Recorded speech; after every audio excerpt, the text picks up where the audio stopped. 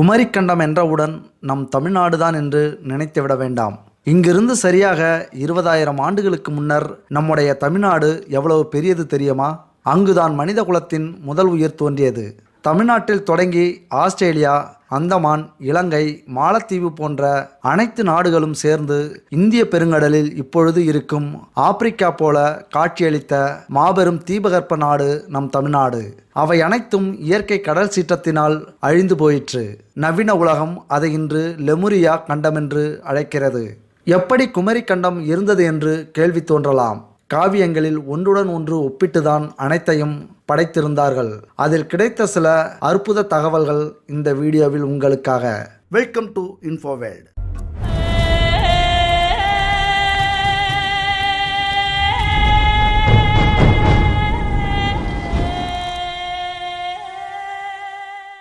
லெமுரியா என கூகுளில் தேட ஆரம்பித்ததுமே லெமுரியாவின் இருப்பிடம் தொடர்பான முரண்பாடு மிக்க தகவல்கள் வர ஆரம்பிக்கின்றன. அதாவது மூ எனும் பெயருடன் பசிபிக் சமுத்திரத்தில் காணப்பட்ட கண்டமே லெமுரியா என பொருள்படும் வகையில் தகவல்கள் காணப்படுகின்றன. அதேவேளை சில படங்கள் இந்து சமுத்திரத்தில் இருந்த கண்டம்தான் லெமுரியா என கூறுகின்றன. காரணம், உலக வரைபடத்தில் காணப்படும் வட அமெரிக்கா, தென் அமெரிக்க கண்டங்கள் இலகுவாக ஆப்பிரிக்கா, ஐரோப்பிய கண்டங்களுடன் இணைக்கக்கூடியவாறு காணப்படுகின்றன. கற்பனை செய்து பாருங்கள். தென் அமெரிக்காவின் வலப்பக்கத்தில் உள்ள கூர் பகுதி ஆப்பிரிக்காவின் இடப்பக்கத்தில் உள்ள குழிந்த பகுதியுடன் பொருந்தக்கூடியதாக இருக்கும். அதேவேளை ஆப்பிரிக்காவின் இடப்பக்க முனைப்பகுதி வட தென் அமெரிக்க கண்டங்களுக்கு இடைப்பட்ட பகுதியுடன் பொருந்தக்கூடியதாக இருக்கும். ஆகவே இந்த இடைப்பட்ட பகுதியில் கண்டம் இருந்திருக்க சாத்தியமில்லை. ஆஸ்திரேலிய கண்டத்தை ஆப்பிரிக்கா அல்லது ஆசிய கண்டத்துடன் பொருத்தி பார்ப்பது கச்சிதமானதாக இல்லை. இன்னொரு காரணமாக, பூமியுடன் ஒரு பெரிய விண்கல் மோதிய போது பசிபிக் சமுத்திரத்திலிருந்து பிளவுபட்டு போன ஒரு பகுதியே காலப்போக்கில் ஈர்ப்பு விசையின் காரணமாக சந்திரனாக உருமாறியதாக விஞ்ஞானிகள் மத்தியில் ஒரு கருத்து நிலவுகிறது. சந்திரனின் மேற்பரப்பில் காணப்படும் சில கனிமங்கள் பசிபிக் சமுத்திரத்திலும் உள்ளனவாம். அது பூமியில் உயிரினம் தோன்ற முன்னர் ஏற்பட்டதாக கருதப்படுகிறது. இன்னொரு சாரார் இந்த மோதலே டைனோசரின் அழிவுக்கு காரணமாக இருக்கலாம் எனவும் கூறுகின்றனர். எது எவ்வாறாயினும் மனித சமுதாயம் அப்போது தோன்றி இருக்கவில்லை என்பது தெளிவு. ஆப்பிரிக்க கண்டத்தில் மேற்கே காணப்படும் மலைத்தொடரானது தென் அமெரிக்க கண்டத்தில் கிழக்கே காணப்படும் மலைகளுடன் ஒத்துப்போகக்கூடியதாக இருக்கிறதாம். அதாவது இரண்டினதும் சமுத்திரத்தை நோக்கிய பக்கங்களில் உள்ள சரிவுகள் ஒன்றை ஒன்றுடன் இணைக்கக்கூடியதாக இருக்கிறதாம். இது நிகழ்காலத்தில் பார்க்கக்கூடிய ஒரு விஷயம். ஆகவே இந்து சமுத்திரத்தில்தான் லெமுரியா இருந்திருக்கும் என்பது தெளிவாகிறது. இனி லெமுரியா எப்படி அழிந்திருக்கும் என பார்க்க போனால் பல காரணங்கள் தோன்றுகின்றன. கண்ட நகர்வு, இதை பெரும்பாலானோர் அறிந்திருப்பார்கள். அதாவது பூமியில் பல தட்டுக்கள் காணப்படுகின்றன. இந்த தட்டுக்களின் மேல்தான் நாம் வாழும் நாடுகள், கடல்கள் என்பன இருக்கின்றன. அந்த தட்டுக்கள் நிலையாக இல்லாமல் நகர்ந்து கொண்டுள்ளன என்பது அனைவருக்கும் பொதுவாக தெரிந்த ஒரு விஷயம். ஆனால் இன்னொரு முக்கியமான விஷயம் என்னவென்றால், அத்தட்டுக்கள் சாதாரணமாக நகராமல் ஒரு சிறிய மேல் கீழான அசைவினையும் கொண்டுள்ளன. அத்தோடு ஒவ்வொரு தட்டிற்கும் இந்த நகர்வேகம், அசைவு வேகம் என்பன மாறுபட்டிருக்கின்றது.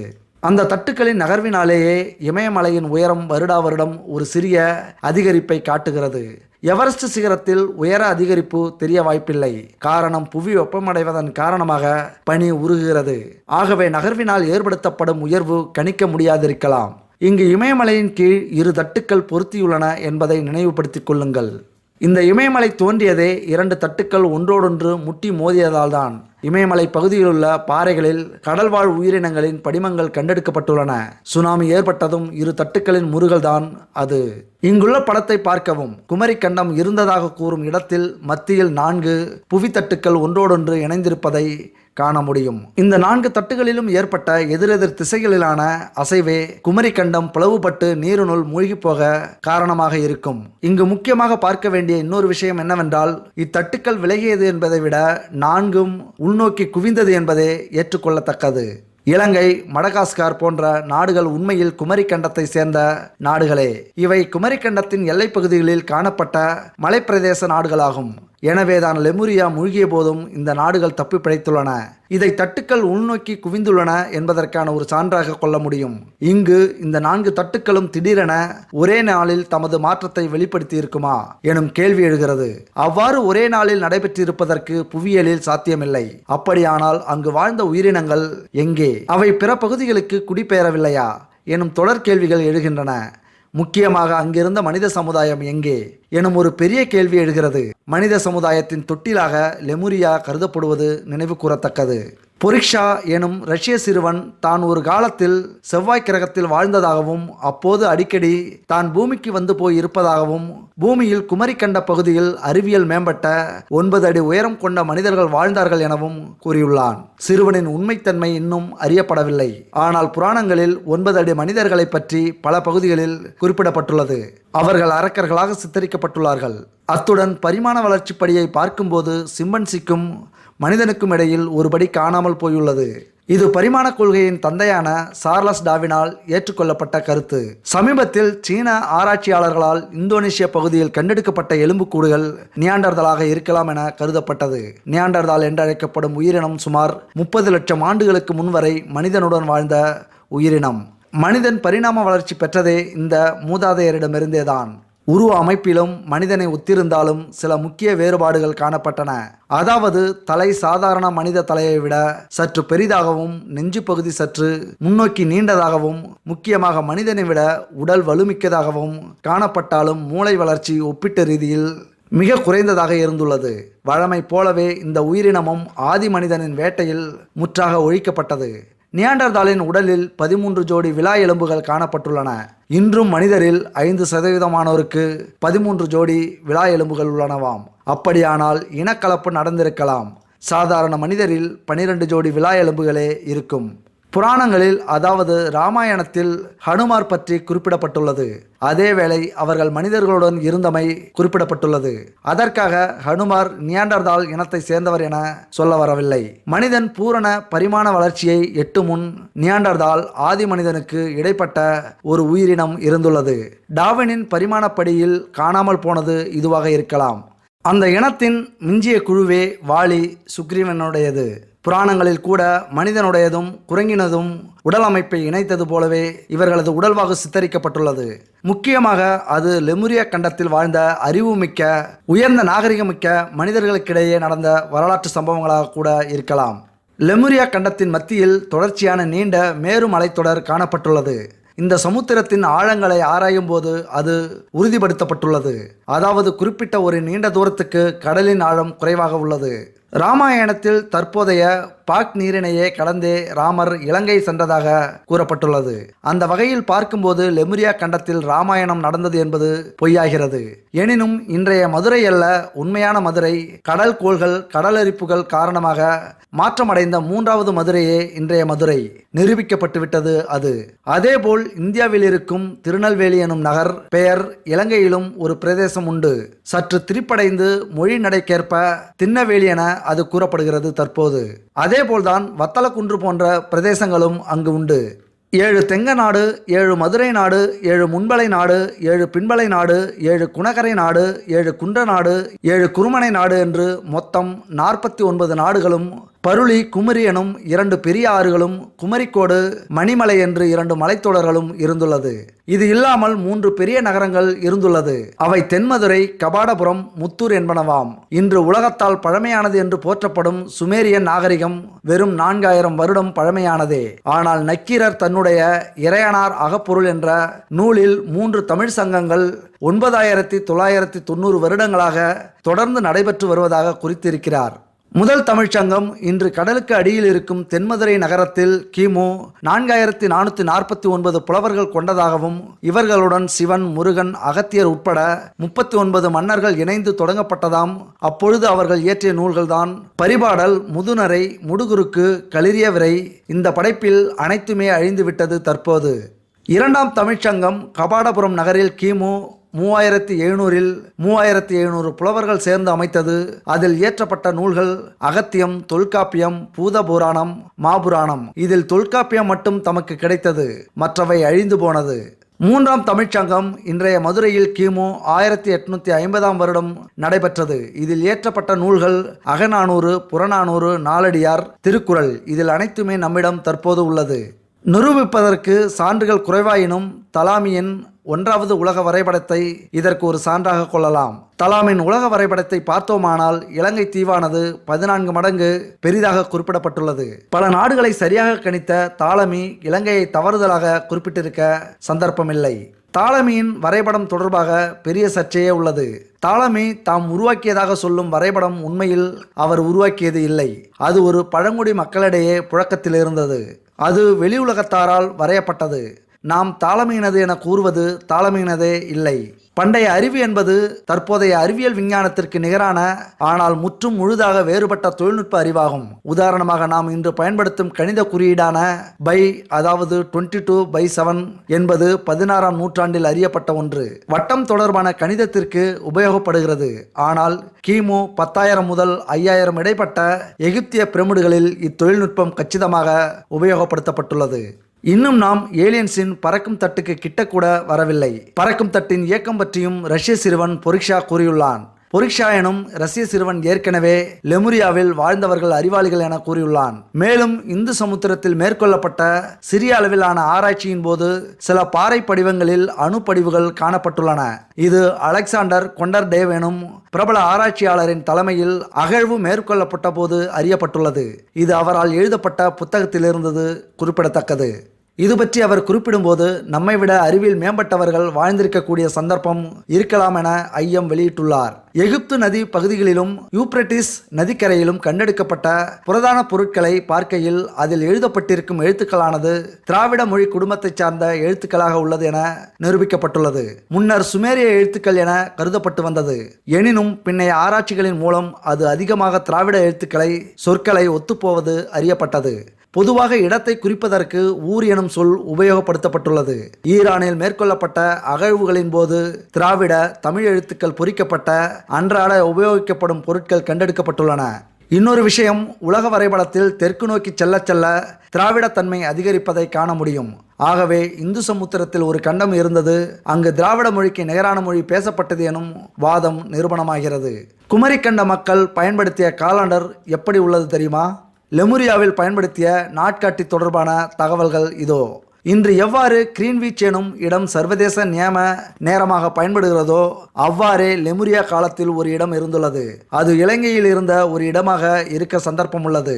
காரணம், நமது காப்பியங்களின்படி 3 இலங்கை இருந்ததாக கூறப்படுகிறது. இது ஏற்கனவே இருந்த மதுரை தொடர்பான சம்பவங்களுடன் ஒத்துப்போகக்கூடியது. அதாவது வெவ்வேறு அழிவுகளின் போது இடம் காலத்துக்கு காலம் மாற்றப்பட்டுள்ளது. லங்காபுரி, ரோமாபுரி, சித்தபுரி, பத்ராசுவம் எனும் 4 முக்கிய பெரும் நகரங்களும் ஒன்றுக்கொன்று 90 பாகையில் மேற்காக அமைந்து இருந்ததாக குறிப்புகள் உள்ளன.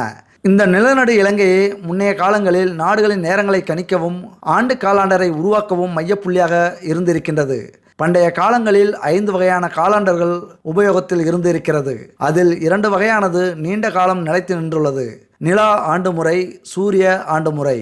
5 வகையான ஆண்டு முறைகள் இருந்தமையாலேயே பொங்கல், சித்திரை, ஆடிப்பிறப்பு, ஐப்பசி விசு என வெவ்வேறு பண்டிகைகளாக கொண்டாடும் முறை நிலவி வந்துள்ளது. இதில் இன்றைய ஆண்டு முறையை மிகவும் ஒத்தாக இருந்தது சூரிய ஆண்டும் சந்திராண்டு முறையே. அதாவது சூரியன் தன்னைத்தானே சுற்ற 25.25 நாட்கள் எடுக்கும். அதேவேளை பூமியும் சுற்றுவதால் பூமியில் இருந்து பார்க்க 27.25 நாட்கள் போன்று தோன்றும். சூரியனில் இருக்கும் ஒரு குறிப்பிட்ட கரும்புள்ளி ஒவ்வொரு 27 நாளுக்கும் ஒரு தடவை புவியை நோக்கி வருகிறது. அதை அடிப்படையாக கொண்டே 27 நட்சத்திரங்கள் உருவாக்கப்பட்டன.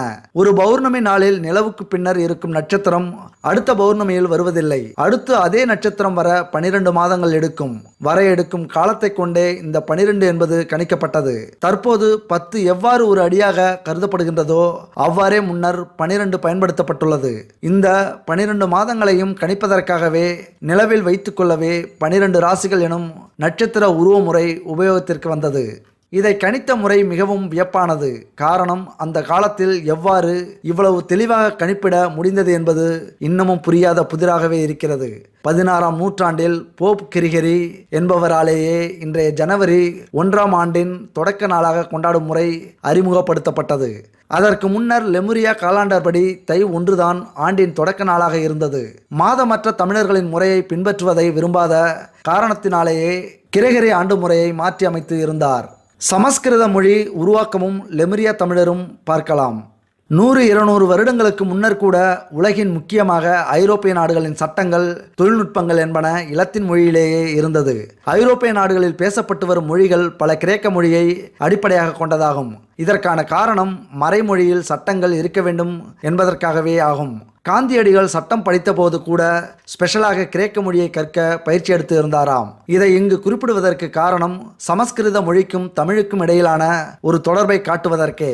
குமரி கண்டத்தில் தொழில்நுட்பம், ஆட்சி முறைகள் என்பன வளர்ச்சியடைந்த போது அதை ஒரு குறிப்பிட்ட மக்கள் மத்தியில் மட்டும் பரம்பரையாக பாதுகாத்து வருவதற்கு அன்றைய நடைமுறையில் இருந்த மொழியை விட இன்னொரு ரகசிய மொழி தேவைப்பட்டது.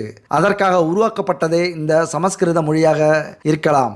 ஆனால் துரதிர்ஷ்டவசமாக வரலாற்று சம்பவங்கள் கூட சமஸ்கிருத மொழியில் மட்டுமே எழுதப்பட்டதனால் அங்கு பேசப்பட்ட மொழி தொடர்பான சான்றுகள் இல்லாமல் போய்விட்டன. காரணம், மேல்மட்ட மக்களிடையே இந்த ரகசிய மொழி ஒரு தனிமொழியாக உருவாக தொடங்கியமையால் அவர்களால் எழுதப்படும் வரலாற்று குறிப்புகளும் அம்மொழியிலேயே எழுதப்பட்டுவிட்டது. இன்று கூட உலகில் பேசப்பட்டு வரும் பல மொழிகளில் தமிழ் மொழியின் தன்மையும் அந்த மொழிகளின் பின்வந்த சொற்களில் சமஸ்கிருதத்தின் தன்மையும் காணப்படுகின்றனவாம். அடுத்து, உலகில் எழுத்தூறு இல்லாமல் பேச்சு வழக்கில் மட்டும் இருந்து வரும் மொழிகள் தமிழ் உச்சரிப்புடன் மிகவும் நெருக்கமாக இருக்கின்றனவாம். இதனால் குமரிக்கண்ட வரலாற்று சம்பவங்களும் தமிழ் மொழியின் தொன்மையான வரலாறுகளும் சமஸ்கிருத மொழியில் எழுதப்பட்ட நூல்களிலேயே உள்ளன. முக்கியமாக வேத நூல்களாக கருதப்படும் ரிக்கியசூர், சாமம் முதலிய நூல்களில் குமரிக்கண்ட வரலாறே கதைகளாக கூறப்பட்டுள்ளன என கருதப்படுகிறது. மகாபாரதம் குமரிக்கண்டத்தில் நடந்த ஒரு வரலாற்று சம்பவம் என கூட கூறப்படுகிறது. அது சம்பந்தமாக சில தகவல்களை பார்ப்போம். மகாபாரதம் பாம்பை தமது லட்சணையாக கொண்ட ஒரு குழுவுக்கும் பருந்தை லட்சணையாக கொண்ட இன்னொரு குழுவுக்கும் இடையே நடந்த உண்மையான ஒரு போரேயாகும். பிற்காலங்களில் இந்த வரலாற்றை பதிவு செய்யும் போது இது போன்ற ஒரு போர் இன்னொரு முறை ஏற்பட்டுவிடக் கூடாது என்ற நோக்கத்திற்காக பல இடைஞ்செருகல்களுடன் ஒரு குழுவை முதன்மையான குழுவாக காட்டி மக்களுக்கு நீதியை, நற்கருத்துக்களை புகுத்தி ஒரு போர் வெறியற்ற சமூகத்தை உருவாக்குவதற்காக மாற்றி அமைக்கப்பட்டு இருக்கலாம் என ஒரு கருத்தும் உள்ளது. துரதிர்ஷ்டவசமாக தொழில்நுட்ப முறைகளும் மறைக்கப்பட்டு இருக்கலாம். டெனிக்கன் எனும் பிரபல ஆராய்ச்சியாளர் தனது நூலில் கொண்டவனம் எனும் பகுதியை அழிப்பதற்கு கண்ணனும் அர்ஜுனனும் பயன்படுத்திய சாதனங்கள் இன்றைய அணு ஆயுதத்துக்கு நிகரானது என்பதை ஒப்பிட்டு காட்டியிருக்கிறாராம். நாகசாகியில் போடப்பட்ட அணுகுண்டுடனும் அதன் அழிவுகளுடனும் ஒப்பிட்டுள்ளாராம். அஸ்வத்தாமன் வீசிய ஒரு சாதனம் கருவியிலிருந்து குழந்தைகளை கூட அழித்தது என சமஸ்கிருத நூல்களில் குறிப்புகள் இருக்கின்றனவாம். லெமுரியாவும் தமிழர்கள் இழந்தவைகளையும் பார்க்கலாம். எகிப்திய நாகரிகத்தினை பார்த்தால் மிகவும் பின்தங்கிய நிலையிலிருந்து திடீரென ஒரு மேன்மையான நிலையை எட்டியுள்ளமை விளங்குகிறது. அவர்களின் தொழில்நுட்ப அறிவு திடீரென இவ்வளவு வீரியமிக்கதாக மாறியமை அங்கு ஒரு புதிய சமூகம் குடியேறி இருக்கலாம் என்ற எண்ணத்தை ஏற்படுத்துகிறது.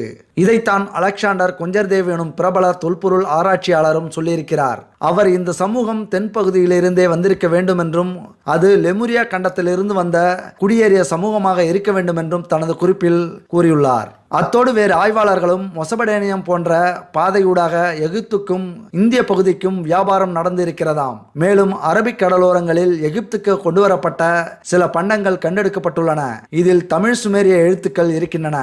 மகாபாரதத்தில் நகுலனின் மகன் சுக்ராச்சாரியாரின் மகளை திருமணம் முடிக்கிறார். ஆனால் நகுலனின் மகன் விடப மன்னனின் மகளின் மூலம் 3 பிள்ளைகளை பெற்றான். இதனால் ஆத்திரமடைந்த சுக்ராச்சாரியார் நகுலனின் மகனை வயோதிபம் அடைய செய்கிறார். இங்கு தவ வலிமை மூலம் முதுமையடைய செய்வதாக எழுதப்பட்டுள்ளது. ஆனால் அது தவ வலிமையாகவும் இருக்கலாம். அதைவிட முன்னர் வாழ்ந்த அந்த மேம்பட்ட சமூகம் விரைவில் முதுமையை ஏற்படுத்துவதற்காக ஏதாவது யுக்திகளை கையாண்டதாகவும் இருக்கலாம். இந்த யுக்திகள் மறைக்கப்பட்டதற்கு காரணம் அனைத்து மக்களுக்கும் அந்த யுக்தி சென்றடையக்கூடாது என்ற உள்நோக்கமாகவே இருக்கும். நகுலனின் மகன் மீண்டும் இளமையை பெற வேண்டுமென்றால் தனது மகன்களிடமிருந்து பெற்றுக்கொள்ளலாம் என பரிகாரம் கூறப்படுகிறது. சுக்ராச்சாரியாரின் மகள் மூலம் பிறந்த பிள்ளைகள் இதற்கு ஒப்புக்கொள்ள மறுக்கவே விடப மன்னனின் மகளின் பிள்ளைகளில் ஒருவன் ஒப்புக்கொள்கிறான். பிறகு இளமையை பெற்ற நகுலனின் மகன் தனக்கு உதவ மறுத்த பிள்ளைகளை நாட்டை விட்டு துரத்துகிறான். இவர்களிலிருந்தே யாதவர்களும் துரியோதனின் வம்சமும் உருவாகி இருக்கிறதாம். யூதர்களின் நூலின்படியும் ஆபிரகாம் என்பவருக்கு முதலில் பிள்ளைகள் இல்லை. பின்னர் சேவகி மூலம் பிள்ளைகள் பிறக்கின்றன. நீண்ட காலத்துக்கு பிறகு மூத்த மனைவி மூலம் பிள்ளை பிறக்கிறது. மூத்த மகன் வெளியேறுகிறான். அவன் வழி வந்தவர்கள் அரேபியர்கள், இளையவன் வழி வந்தவர்கள் யூதர்கள் என கூறப்பட்டுள்ளதாம். இந்த இரண்டிலுமே ஒரு குழு நாட்டை விட்டு வெளியேறுகிறது.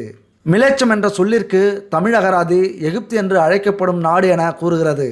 அதற்கான விளக்கப்படியும் நாட்டால் விரட்டப்பட்ட ஒருவன் மிலேச்சம் எனும் தேசத்துக்கு சென்று அம்மக்களுடன் கலந்து அரசனானதால் ஏற்பட்ட பெயர் என விளக்கப்படுகிறதாம். ஆகவே இதன்படி பார்க்கும்போது லெமுரியா கண்டத்திலிருந்து அங்கு போய் குடியேறிய மக்கள் கூட்டத்தாலேயே எகிப்திய நாகரிகம் தோற்றுவிக்கப்பட்டுள்ளது என்பது விளங்குகிறது. லெமுரியாவில் பண்டைய தமிழ் மொழியே பிரதான மொழியாக இருந்திருக்கலாம் என சில சான்றுகள் கூறுகிறது. ஆனால் பின்னர் ஏற்பட்ட சுனாமி, கண்டத்தாழ்வு அல்லது அணு யுத்தம் போன்ற காரணங்களால் லெமுரியா திடீரென அழிய எகிப்தியர்கள் முன்னெச்சரிக்கையாக வரலாற்றை திறமையாக பதித்து வைத்தார்கள். அது விளங்கிக் கொள்ள முடியாத சித்திர எழுத்தில் இருப்பது துரதிர்ஷ்டம். இதுவரை நாம் பார்த்த தகவல்களால் லெமுரியா கண்டம் என்ற ஒன்று இருந்துள்ளது என்பது உண்மையாகிறது.